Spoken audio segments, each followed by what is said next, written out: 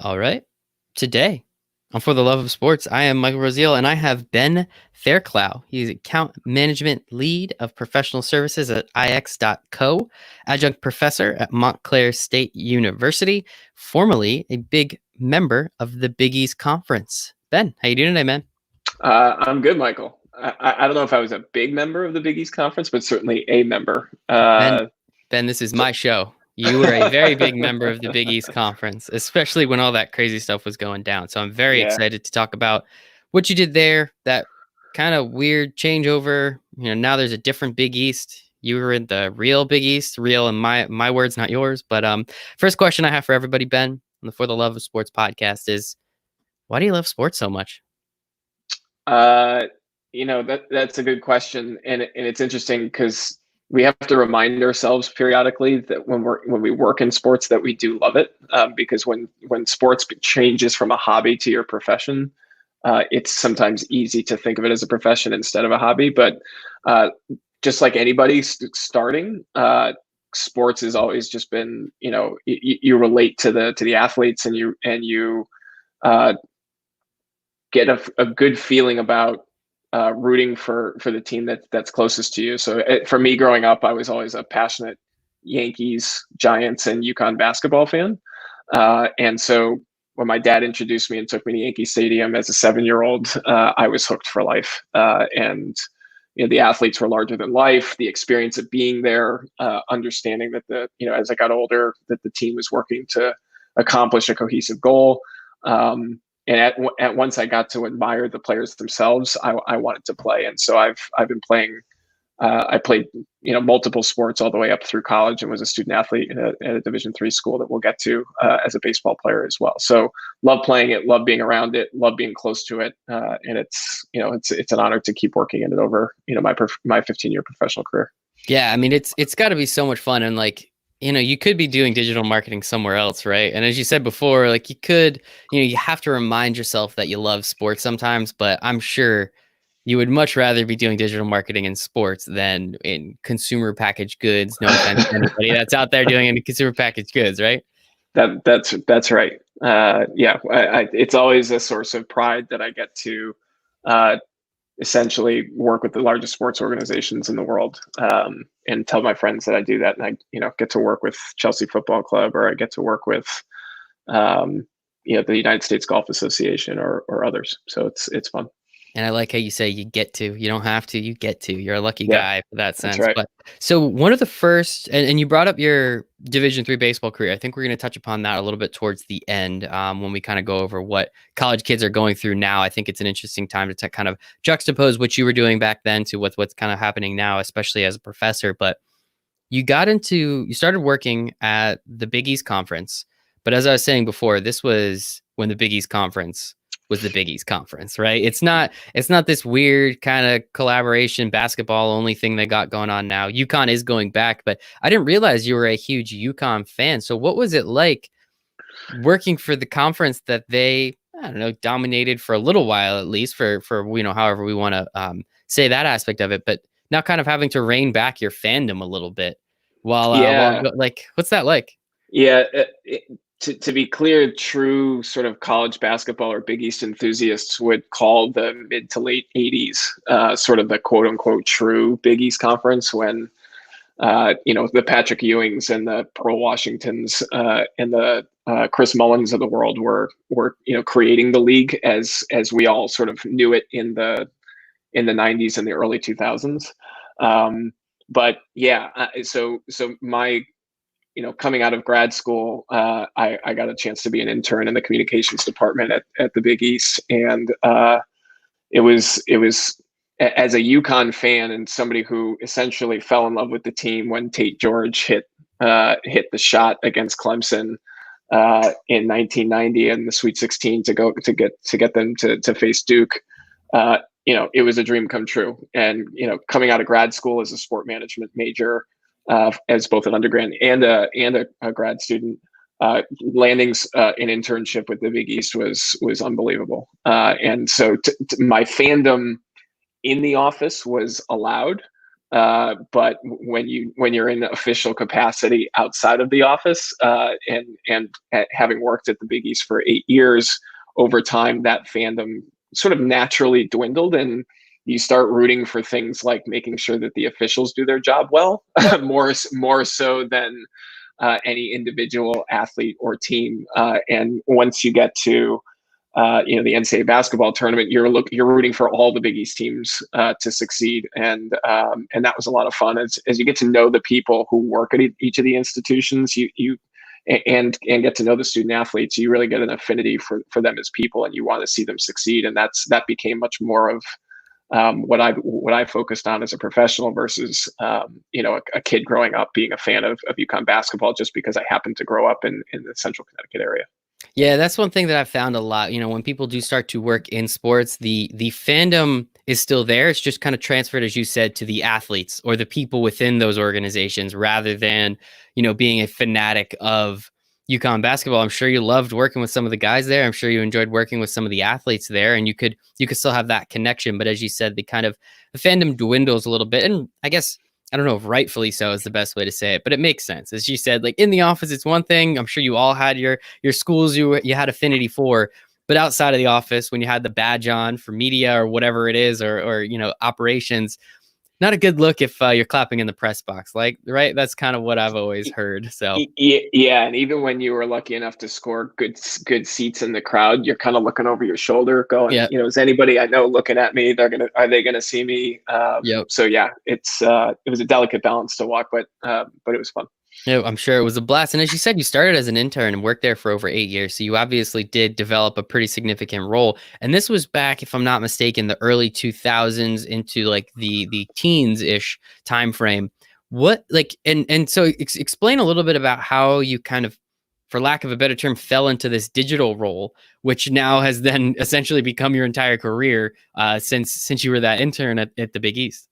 Yeah, so this is 2005. Coming straight out of grad school. For people who are old enough to remember, this is before the iPhone was invented, and just as something like Facebook was taking off. That juxtapose that time in the technology world with the Big East Conference, which had just then expanded to 16 teams and included the likes of Louisville and DePaul and Marquette and some of the others. And as the organization grew as a result, the website at the time was digital, and that kind of fell through the cracks in terms of an area of focus. And the Big East identified it as an area of focus, as something that they understood to be sort of the front door to the organization. And so my aptitude as a communications assistant, as an intern, sort of naturally gravitated toward that area. And with that opening, I was able to sort of stay on full time and transition from an intern into a full-time employee, overseeing the website from both a content and a strategy perspective. And that's, I mean, how sweet of a time. As you said, so you started at the Big East before the first iPhone was even invented. And by the time you leave, they were essentially already in everyone's pocket, right? Like, it's just crazy to think of how quick that snap of the fingers was. I remember the first time I saw one. I remember the first time I held one. It was at a Sweet 16 party, right? And someone had it and they're like, yeah, they just got it today. And it was so cool. Couldn't do anything on it, but it was still really cool. And now, again, only a few years later, everybody had one in their pocket. So what was it like kind of being brought on? You were the intern. It's like, okay, hey, we need someone to do this. So, you're young, you know how to speak, you're communications major. Here you go. Figure this out, to the point where it then becomes one of the most important pieces of the business. I mean, what was that like over that short period of time that you were there to kind of see, learn, and understand what the heck was going on in the world of the internet? Yeah, look, nobody didn't know what they didn't know, including myself, right? Coming into this, we knew that the website was an avenue to communicate your message to an audience, but how that channel presented itself in the context of what ultimately became a digital ecosystem was something everyone in college sports, in technology, in media we're trying to figure out. And so for me, it was baptism by fire, where they said, hey, Fairclough, make sure that there's no typos, but at the same time, and also write content for the site. But at the same time, we knew that streaming video was something that was taking off, and they wanted to be able to present Big East championships to at least a relatively small audience of parents and relatives and others who had an interest in the Big East swimming championship or the Big East golf championship or the Big East field hockey championship that wasn't otherwise broadcasted. And so they, working with technology partners to identify what equipment needed to be purchased to tie in and figure out what a digital encoder is and these kinds of things. Like all of this sort of fell on me, and it was just nothing more than learning.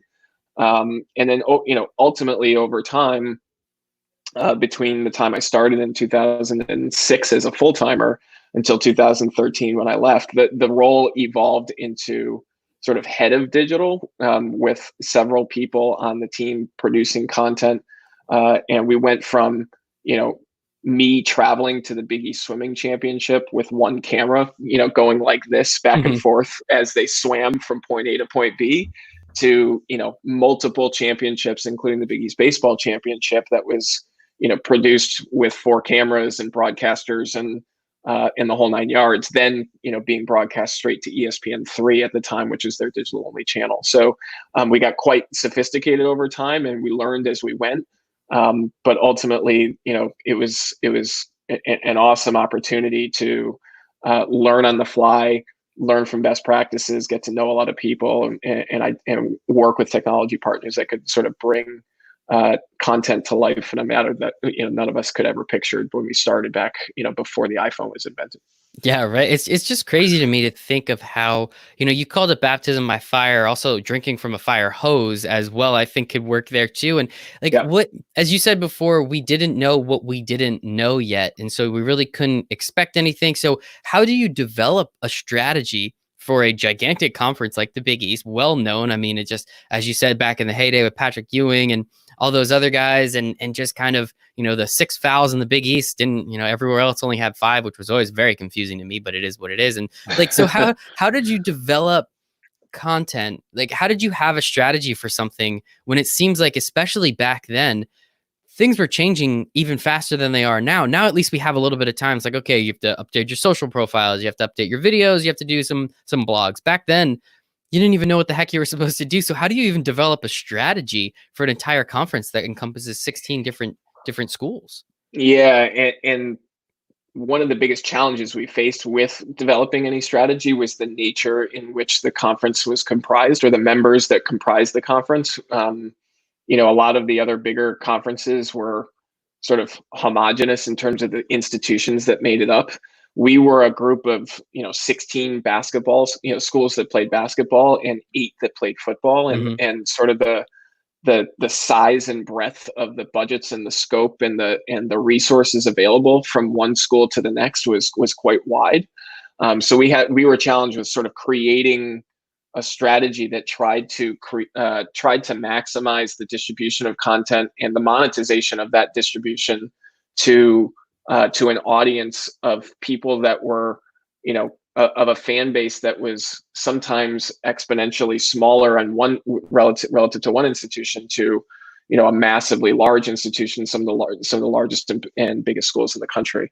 So, in terms of how we develop that strategy, there's a lot of, when you work in a league office, you think of yourself as, we really are positioned as a service organization. You're there to service the memberships. And as soon as you work with a lot of your counterparts at the schools to help understand that you're trying to drive a mission that's in their best interests, and you work with those people to create consensus and with some of the ideas that you're trying to present them, you're ultimately able to have some success. And then a lot of developing that strategy was a lot of listening and hearing what those institutions were looking to get out of their digital channels and what their goals were, and ultimately helping to bring a cohesive approach to that strategy was what made the most sense. Let me give an example. So we ended up trying to identify the easiest method where we could share content amongst the institutions. And they all wanted to be able to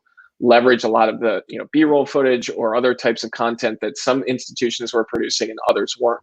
And as soon as we identified that some institutions were producing it and that the others were left out, the others started producing that content. And we ended up creating a league digital repository that ultimately they could all share in and produce content in a much more efficient way than they would have otherwise. Today, that's known at very, very, that's a digital asset management system that comes, right off the shelf, and people are very familiar with it. And it wasn't as revolutionary as it is now, but that was a sticking point as we started to create what ultimately became the Big East Digital Network and tried to leverage that brand across the institutions. As we presented that as an opportunity, a lot of the institutions finally started to get buy-in. So yeah, that is very impressive. That is very impressive. And like, guys, remember, you were the intern that they said, hey, we need someone to work on the website, right? It's just crazy that in such a short period of time, you were able not to just, to learn about something that was not unlearnable, obviously, but you kind of had to come up with this stuff as you just went along. I mean, how much stuff did you throw out the wall that didn't stick, I guess? Yeah, I mean, it's a long time ago. I'm sure a lot of it didn't stick. Yeah.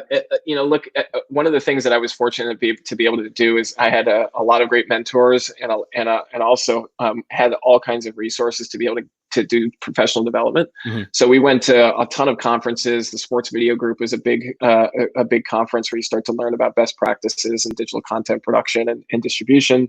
COSIDA is College Sports Information Directors of America, is a great membership organization that ultimately evolved and rolled itself into NACTA, which is sort of the Athletics Directors Association.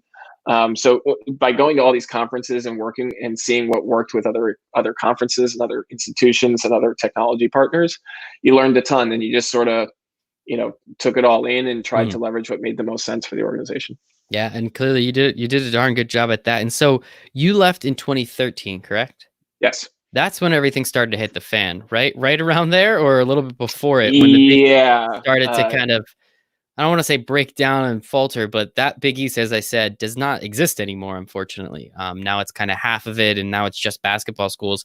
How much, like, with all of that going on, and then I think TCU and Boise State somehow made their way into the Big East. And as just a national fan of college sports, I was like, well, that just doesn't make any sense. And then it got all weird and wonky. So how much of that were you there for? And how much did I guess you have to deal with that?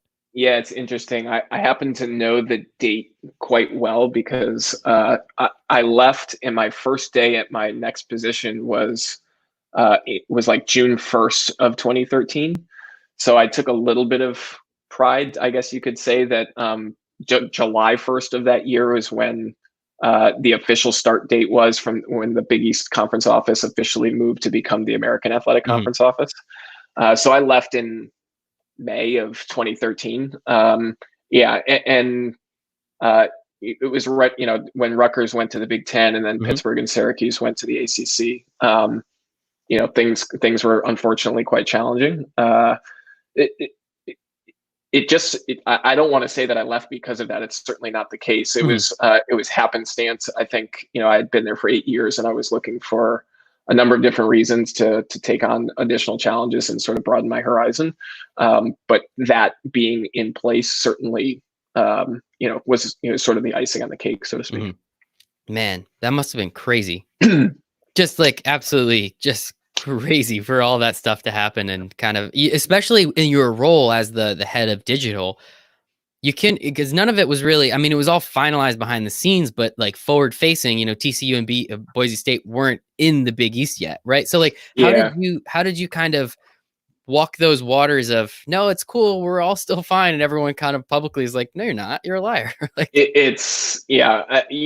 when you're in the thick of it, you just sort of have to keep your head down and focus on what you can control. Much of my day-to-day for the better part of that year was essentially saying, how do we execute on our content plan? What can we do to just sort of keep the lights on, so to speak, with our sort of normal routine, and then all the other sort of macro macro things that were going on around us. You just sort of had to let them be, Yeah. because you were servicing institutions that you knew were leaving. You had others that were looking to get in, and they were excited to get in. And there's no other way to describe it as awkward, and challenging and frustrating, because, speaking of getting into strategy, like, you can't create a strategy for something you have no idea.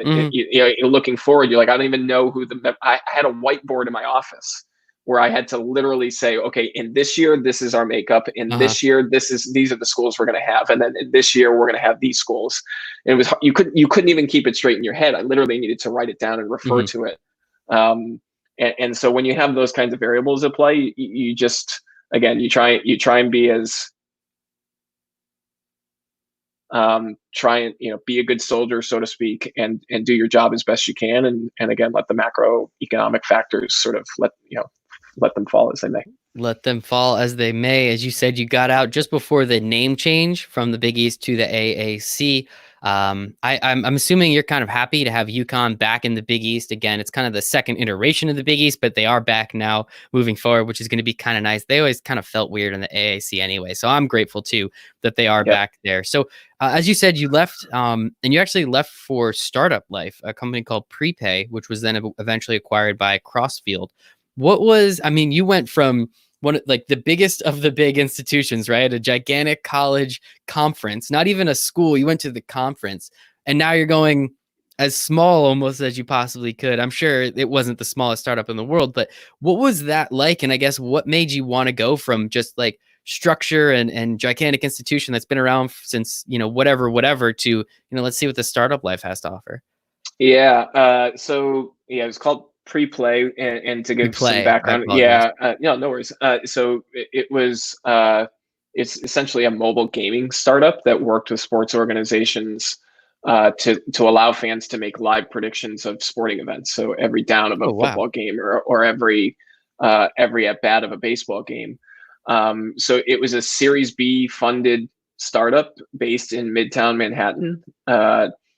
The geography was of specific interest to me for my family. My wife is from a suburb of the New York City area. And so it was important to us to ultimately get to this area. That was the starting point for my search. And then otherwise, I just thought the company was interesting. I thought, I was enamored by the founder and CEO, who's a really young, sharp guy named Andrew Daines. And I just said, screw it, let's take a shot. And even then, looking back at it, I didn't know what I didn't know, and learned a ton. And so just to be clear, the role was more business development focused. My job was to identify strategic partnerships for the technology as a revenue generating role. So we worked with Bleacher Report, the United States Tennis Association. Major League Baseball was a strategic investor in the business. We worked with the NHL. We worked with some top brands to bring the game to light. So it was exciting to live that life. And again, I sort of liken it to the difference between Division I and Division III sports, in that when you're in Division III sports, a lot of people in athletic departments wear multiple hats. When you're a director of business development at a startup, you're also sort of the marketing director, and you're also, sometimes the guy who has to go run down the street to get a printer. You're also, the head of operations when necessary. So it was fun in that way, and that it was nothing. It's a total grind, but at the same time, it was a totally different experience, as you mentioned, from the Big East, and it was a good chance to sort of get on the private side, so to speak, or beyond the technology vendor side, and I learned a ton in it. And the way you describe the business, that sounds like it was a few years ahead of its time. Now with all, now that betting's legal, and now, you have all these games that are essentially daily fantasy in some capacity. Looking back on it, like how cool, again, we were talking about iPhones before, like how nice would it have been if this just showed up 4 or 5 years later down the road, where it's in now an industry that's completely booming. Yeah. I think it's fair to say that we were too early, right? And the angle we took was much more video game focused. It was intended to be a social gaming platform that really drove engagement for fans. And it was sort of an MMOG sort of concept, but in the context of sports.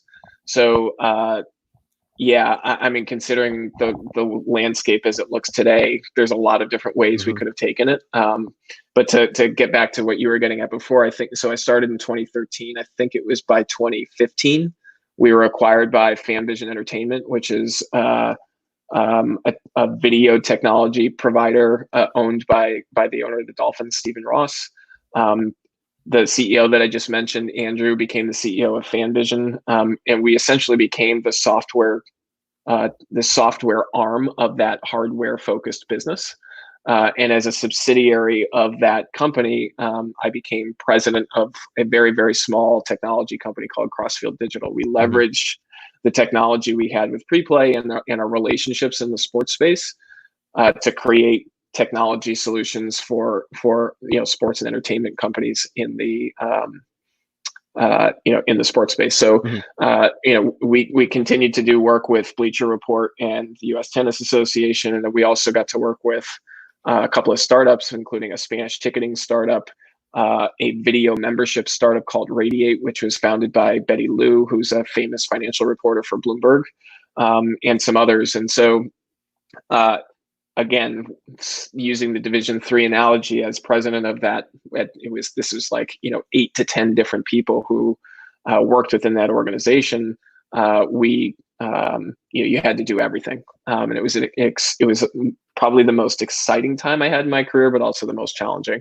It was head of operations, head of revenue, a lot of different hats that you had to wear, but it ultimately led me to where I am now, which is essentially the for lack of a better term, the more sophisticated grown-up version of the company that I was starting with, Crossfield, which is formerly Omnicom Communications, now IX.co. Yes, absolutely. And I think, again, just kind of that, to live that startup life a little bit, I'm sure was nice from multiple different facets, kind of the speed of it, not as much bureaucracy, not having to please all these different universities to make sure everybody was happy out all the time. Now it's just, not quite shooting from the hip, not quite running and gunning, but definitely the speed of it, I'm sure, increased a little bit. And as you said, it was probably nice. You were called the president, but you pretty much did everything at that point. Whatever needed to be done got done. And I think it's always nice to kind of, I mean, how much did that kind of just shake you a little bit? Like, just kind of like, all right, like we're not at the Big East anymore. No, we're not in Kansas anymore, right? You're really just like, you got to go, just figure it out and run with it. Not that you weren't doing that at the Big East, of course, but now it's just, I guess, in a quicker capacity with a little bit more, I guess, riding on the other people in the organization. Yeah, look, we can call a spade a spade. A job in the conference office is quite cushy. It's. Thank you for saying that. I didn't want to say it, so I'm glad you did. But don't get me wrong. It has its set of demands. It's challenging. You work hard, but it comes with its benefits, right? Like you get a front row seat to college sports, and you get some really cool perks, and you work closely with student athletes and the whole 9 yards.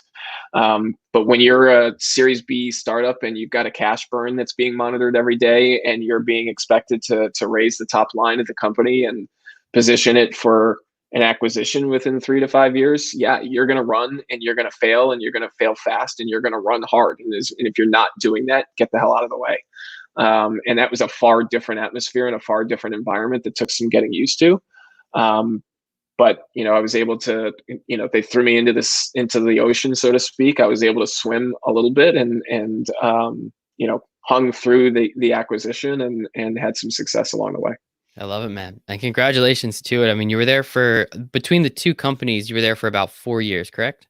That's right. So it's a nice period of time, get running, then, okay, hey, let's slow it, maybe not even slow it back down, but let's move along, I guess, for lack of a better term. So there was, before you did get to Omnicom, which is, as we said before, IX.co, you actually kind of, I guess, for lack of a better term, took a pit stop at MSG for a little bit. I think only about 4 or 5 months, not even half a year, but you were working with the Knicks, if I'm not mistaken, at MSG, and kind of developing their digital strategy. I think, you kind of told me all this before the call. It makes me sound a little bit better. So I appreciate you there. But tell me a little bit about your time at MSG, because when we had our initial call, you didn't bring it up. So I wasn't sure if that meant, it wasn't that big a deal. But I'm sure there's some cool stuff that happened. I mean, it's the world's most famous arena, Ben. Come on, you got to have something to do there, right? Yeah, in the context of a 15-year career, 2 months isn't that much, but it's certainly an important stop for sure. Learned a ton. So the background is, I was actually applying for a job within the MSG organization, and ultimately, unfortunately, didn't get it, but was offered a sort of a freelance consultant position to work in digital within the context of the Knicks marketing organization. So they had a handful of people that had left unexpectedly and some gaps to fill as the season started in October. I guess at the time it was 2017-ish, 2018. So in that role, it was sort of a digital strategy role, but it was nothing. It was, do everything kind of thing. So it went from writing copy for social content to helping to produce a video package for Chase as a part of some branded content that Chase was presented with, to help. Really, the focus ultimately was to develop the cross-channel strategy for the Knicks. The idea being that you're producing content for Facebook, for Twitter, for Snapchat, for your owned and operated properties, on web and mobile. How did you present that content differently for each of those platforms? Because there's different ways to optimize it for engagement, which ultimately drove the revenue for digital. So we really had to do quite a bit of research around optimal content production. This went from do you want a square frame for your content to you would actually see that content within Twitter feeds would be engaged better if it was in a longer format, so it would occupy more of the scroll when you were scrolling through on Twitter, to what was the optimal time of day to be tweeting messages for ticket sales, and what were you doing on Instagram. If you had a video that you were producing for Facebook, how would you manipulate that same video and cut it down for Instagram and present it differently for that channel, where a lot of the users are focused on really beautiful content that really popped for Instagram or for Instagram stories, versus Facebook, which is maybe more of a long form channel that has an audience that skews older. So all of those different things were being essentially serving as inputs, and then ultimately you had to sort of figure out how you could distribute those across the channels in a way that made sense and had a plan to it and was intentional. But at the same time, there's a lot of things in the world that you couldn't control. You didn't know if Kristaps Porzingis was going to break his leg. And if he did, then that would blow your plans up to smithereens. So all these different things come together, and within the context of a very highly matrixed organization like MSG, you had to figure out really quickly how you could execute that plan in a way that made sense and ultimately lever it up to the KPIs that we're all working towards, which is really focused on ticket sales and and engagement on digital. Man. Yeah, I think that was a pretty important 2 months. You definitely, it sounds like you did some stuff while you were there. In 2 months, just to be clear, there's only so much you can accomplish. But if I think we set ourselves up for success. I think the team that was there full time, took a lot of the inputs and ran with it, and ultimately created something which is good. But I like to think that I sort of helped kind of nudge them onto that track. Absolutely. I think you did. And it's always interesting, especially with a team like the Knicks, as bad as they've been my entire life, it feels like. I'm pretty sure they've made the playoffs, since 1991. I don't even know, not that many times. I mean, we all just watched The Last Dance, so we saw they made it a couple times in the mid to late 90s, but since the 2000s, they've been pretty bad. How I understand your one of your main KPIs was selling tickets, but it seems like the building's always sold out. So at what point, does what you do even matter, I guess, at that point? Because I mean, they could be terrible. What, last year when they had the third overall pick, one of the worst teams in the league, I still feel like they sold out every single game. So like, what exactly at that point are you doing? Yeah, I mean, look, relative to maybe other NBA organizations, they're a lot more full than than most, Yeah. 15 to 20 win teams would Yeah. be. Uh, they're not completely full though, and in an organization like MSG, where like every single seat counts, Mhm. the ticket messaging was really important.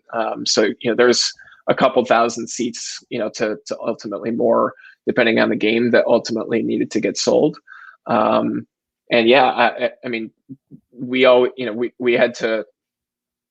One of the biggest challenges we were faced with was how we straddle the line with the 80-20 rule, which is 80% of your content should be organic, and should ultimately fill the top of the funnel. But 20, and then once you've got them in, hit them with 20% of the content should be focused on ticket sales or revenue generating proactive messaging. So we struggled a lot, and we tried to identify other organizations and other NBA teams and other sports organizations that were doing it well. Yeah, at the end of the day, you're trying to sell a product that maybe all Knicks fans would say is less than standard. So I don't know that we had the right answer, but it was an interesting experience, to say the least. Yes, to say the least, working for the Knicks, I'm sure it was very interesting. And then from there, as we said, you did move on to Omnigon. Now, I.X, IX.co. Sorry, letters and We we call it IX for short, for exactly what you yep, for exactly that reason, just I could to see that. because it Yeah, rolls off the tongue a little bit easier. Yeah. IX, I love it. That sounds a little bit more robust. So, what you brought it up before. You're working with places like Chelsea Football Club. You're working with some of these gigantic brands in the sports world.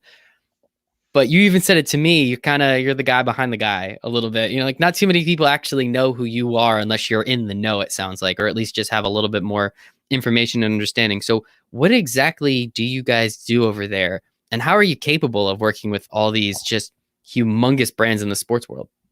Yeah. So for people who aren't familiar, the easiest way to describe what we do at Omnigon, or now IX, is serve as the technology partner for them. So if you've been to PGAtour.com or ChelseaFC.com or or USOpen.com, the entity that built those content experiences was us. So we have 300 plus employees across many different offices around the world, and our partnerships in the NFL and others are included in that. Are focused on building those content experiences for those sports properties. We are differentiating proposition for our clients is that we've gotten really good at building these content experiences at scale, and we can ultimately deliver against events and timelines that don't move. So when you're looking to create a really awesome content experience for fans at the Super Bowl, you better make sure that you can deliver that technology on time, because the Super Bowl isn't moving. And so we've done that quite well. We actually did that with Verizon as a part of a 5G initiative recently, and we've done it with Chelsea Football Club and USOpen.com and many others. But my role as an account manager is essentially to oversee the commercial function for our existing clients. And it's as we talked about, it most people don't know the entity that builds those things. We're essentially sort of a behind the scenes organization, and most people understand that we work very closely with the people who work at those organizations. Mhm. So we work with chief technology officers, we work with chief digital officers or head of digital. So when I was at the Big East many Mhm. years ago, I was working with technology partners like Omnigon or IX. At the time, it was CSTV or Exos Digital, who had or Sidearm Sports, which is still in its current form a large player in the college space. So my role as the client was to help facilitate that relationship and help them to hit on our goals. And now I'm sitting on Mhm. the other side of the table, working with people who work in that similar capacity, but on the team or the partner side. And so that does make sense. And it's probably very nice, as you said, sitting on the other side of the table. So you knew what it was like back when it was actually difficult to do a lot of these things. I'm sure it's not the easiest thing in the world now, but again, we've advanced so much and there's so much new. And you brought up the term content experience a lot. What exactly do you mean? And if you don't mind giving a couple examples, what exactly is content experience? Yeah, so our clients work with us because we're able to generate an ROI based on content. So their goal is to, if you think of this as a car, what we build is sort of the chassis for the car. We're building the framework for that content to be presented to a user in a manner that's optimized and can facilitate the highest amount of engagement. And when you're thinking at the scale of some of these sports organizations, if you can do that in a way that increases your engagement by a number of percentage points, that translates to a significant revenue increase across the organization. So to give you an example, if we came in and took over usopen.com a couple of years ago, we were charged with making sure that they could optimize that experience for video is a big part of that. So if they could increase the average session time by a matter of 30 seconds, that could then translate into an increase in revenue. And so we've done that successfully for all the organizations I've already mentioned. And when we talk to our clients and prospective clients, the idea of us optimizing and providing that experience for content, it ultimately translates well, and that's where we succeed. It is very interesting. And I guess with the whole world, it's always really interesting, back when cell phones started, right? They were, we had the iPhone, and then we had some of these other crazy phones, and everything was totally different, and they had all these things. And then eventually, as we were talking about the funnel before, they all kind of go down the funnel. And now really, what's the difference between the iPhone 15 and the Samsung Galaxy 900? They're practically the same phone, just made by a different company, at least in my opinion. I'm sure there's certain things. Like with all these different clients, and obviously with video being very important just in the world of the internet, as we've known, I think there's going to be, video engagement, especially with 5G coming up. It's going to be so much easier to download and watch and see. How I'm sure this is a subjective answer, but how different are all the strategies when it comes to these clients, especially big properties versus teams, or leagues versus teams, and what they need to do without divulging too much information? How different do some of these strategies become?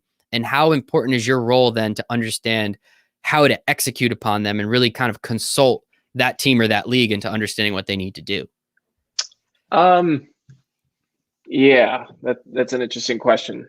Is it too interesting? Because I can ask a different question if you want. Maybe say it differently, because maybe I'll say this: each organization certainly takes has a different set of KPIs and a different set of remits, and a lot of what we do as a professional services organization is try and identify what their KPIs are, and then from there, and then identify what problems they're faced with, and then do a gap analysis and say, you need to get your average session time to 4 minutes per session. Right now it's at 3 minutes per session. How do we bridge the gap for that extra minute?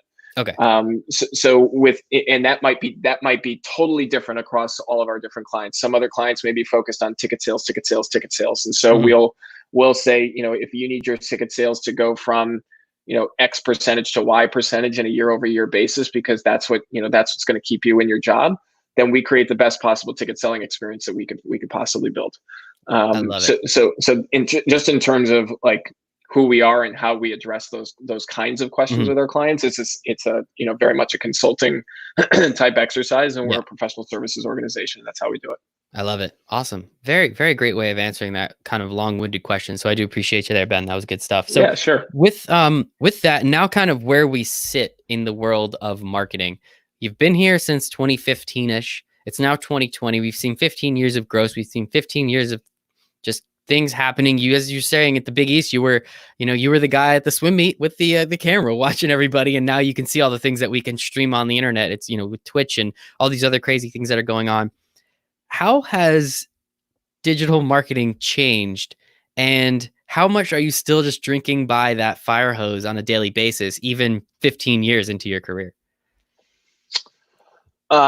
Yeah, that's also a loaded question, but Sorry. no, it's good.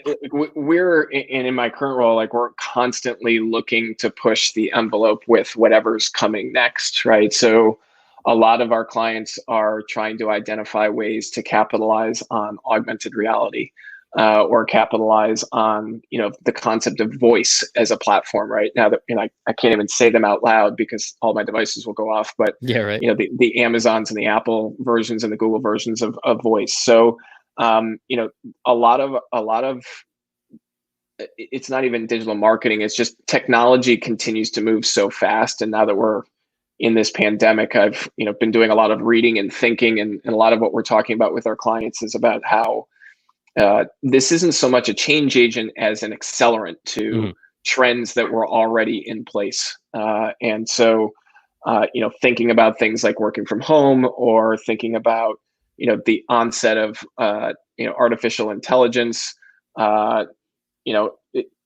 voices continuing, you look around my house, I have like 6 Amazon Echoes.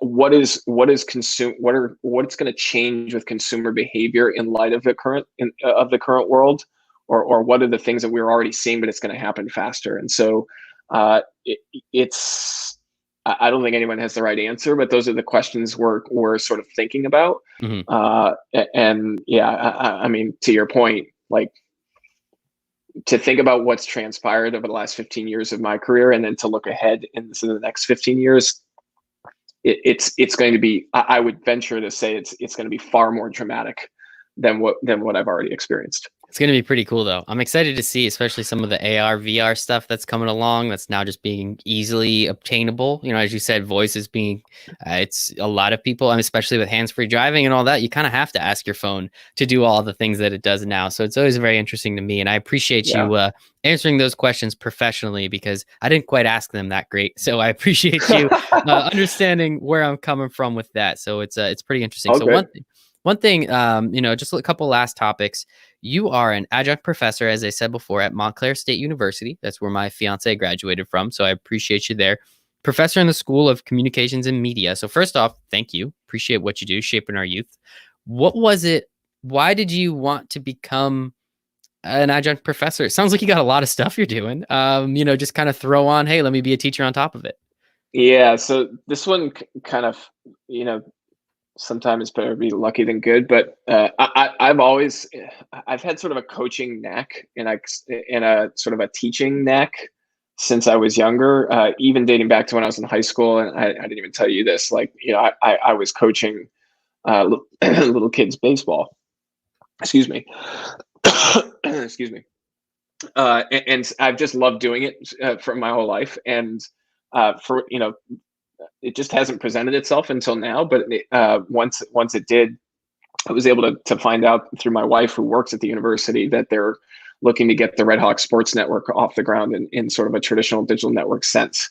And Amy came home one day, and she's like, I heard this thing about this Red Hawk Sports Network. And I was like, yeah, that's kind of what I did for 8 years at the Big East. And that's kind of what I was thinking about with the Knicks, and I live in this space. This is a no-brainer. So, long story short, got introduced to the head of School of Communication and Media. His name is Keith Strudler. We got talking, and the goal is to identify sort of a partnership between the School of Communication and Media and the athletic department to produce games that could ultimately live on YouTube, in a manner that was actually using some interesting technology, some AI-based production technology, where it would identify the action. The cameras wouldn't need to be manned or womaned. They would actually just be independent, and they would automatically track the action based on certain variables and in the way the game was being played.